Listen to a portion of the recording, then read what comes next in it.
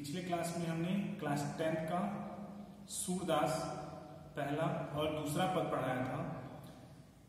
आज हम तीसरा पद पढ़ाएंगे।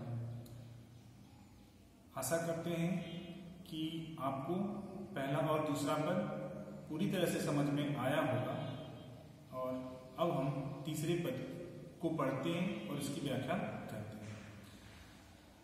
किलकत कान गुटुरवन आवत, मन में कनक नंद के आंगन, बिंब पकिरेबे धावत, कबहू निरख हरि आप छाह कौ, कर सौ पकड़त चाहत, किलक हसत राजत दै द्वितीया, पुनि पुनि तिह अवगाहत, करन भूमि पर कर पग छाया, यह उपमा इति राजत, कर करि प्रतिपद प्रतिमन वसुधा, कमल बैठक साजत, बाल दशा सुख निरख जसोदा, पुनि पुनि नंद बुलावती, अचरा तरलय ढाक, सूर्य के प्रभु को दूध पियावत। बच्चों, आपको याद होगा हमने सूरदास के बारे में या उनके जन्मांत के बारे में मतभेद बताया था।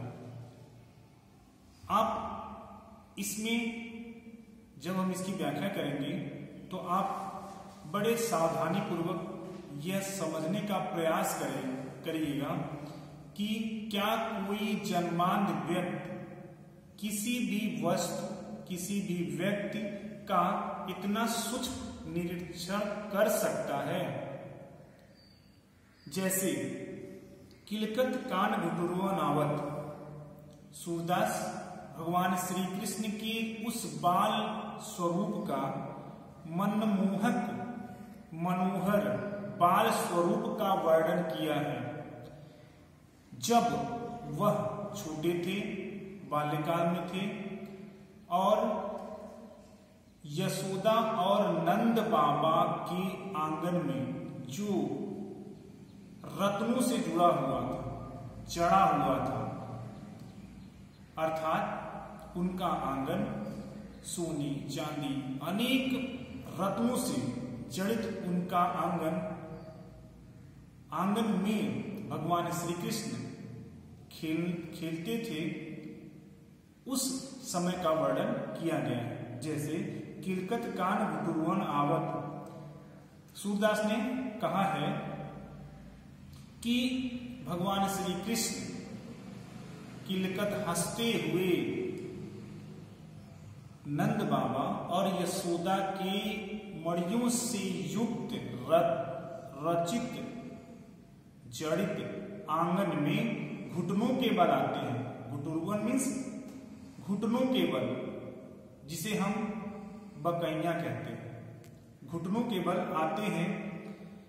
मन में कनक नंद के आंगन, बिंब पकिरेबे धावत, कहते हैं कि नंद बाबा और यशोदा माता की सोने चांदी मड़ियों से जड़ित आंगन में जब आते हैं तो उस में उनका प्रतिबिंब दिखता है, उनकी प्रतिछाया दिखती है। और जब प्रतिछाया दिखती है तो भगवान श्री कृष्ण उस प्रतिबिंब को पकड़ने के लिए इधर उधर भागते हैं, पकड़ने का प्रयास करते हैं। कबहू निरख हरि आप छाह को, कर सौ पकड़त चाहत, कभी भगवान श्री कृष्ण अपने को देखते हैं, निरखना देखना, हरि मीन्स भगवान, अर्थात भगवान श्री कृष्ण से संबोधित किया गया है। भगवान श्री कृष्ण को हरि कहा गया है। कहते हैं कभी वह अपनी ही छाया को देखते हैं और कभी वो उसको पकड़ना चाहते हैं। किलकत हसत राजत दै द्वितीया, पुनि पुनि तिह अवगाहत। उसके बाद भगवान श्री कृष्ण उस मणित मड़ियों से जड़ित आंगन में बैठ करके किलकना में होता है हंसना, हंसते हैं। और जब वह हंसते हैं, खुश होकर के हंसते हैं, तो उनके आगे की जो दो दांत होते हैं वह बार बार दिखाई देता है। और वह दो दांत भगवान श्री कृष्ण के श्याम अर्थात भगवान श्री कृष्ण के मुखमंडल पे अति सुशोभित होती है। कभी वह उसको छुपाते हैं, कभी खुद मुस्कुराते हैं। आगे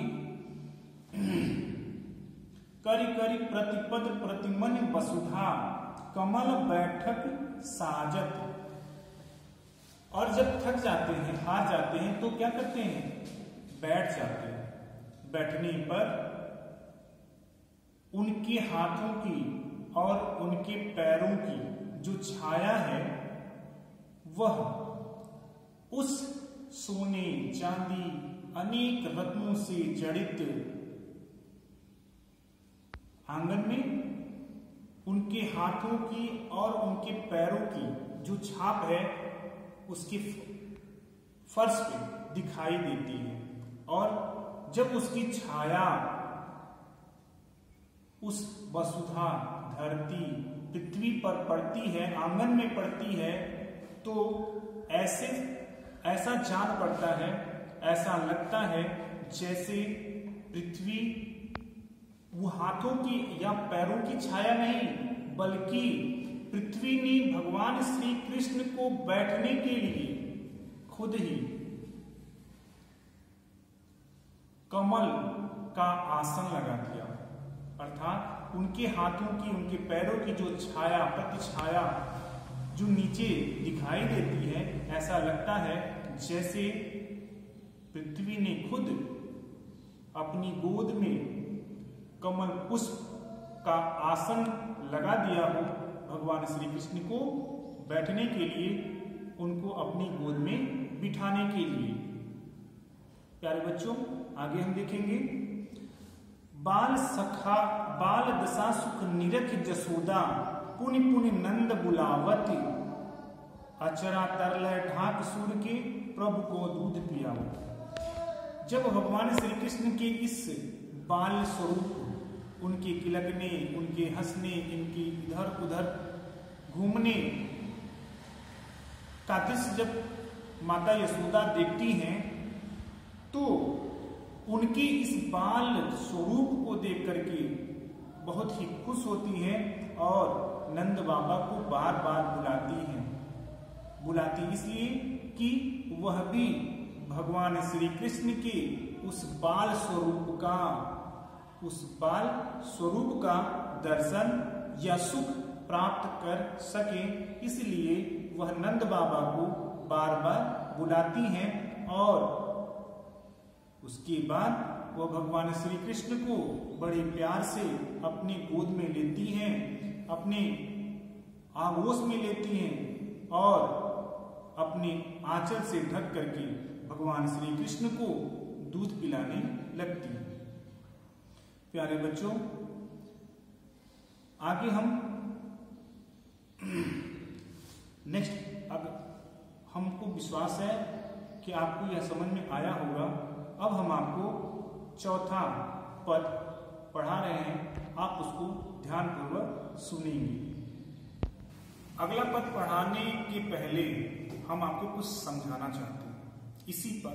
इसी पददांश में सूरदास ने क्या समझाया है, क्या बताया है। जैसे भगवान श्री कृष्ण राजमहल में रहते हुए जब उनके साथ के ग्वाल बाल जंगल में गायों के साथ जाते हैं गायों को चराने के लिए, तो उनके मन में भी एक जिज्ञासा होती है। उनके मन में भी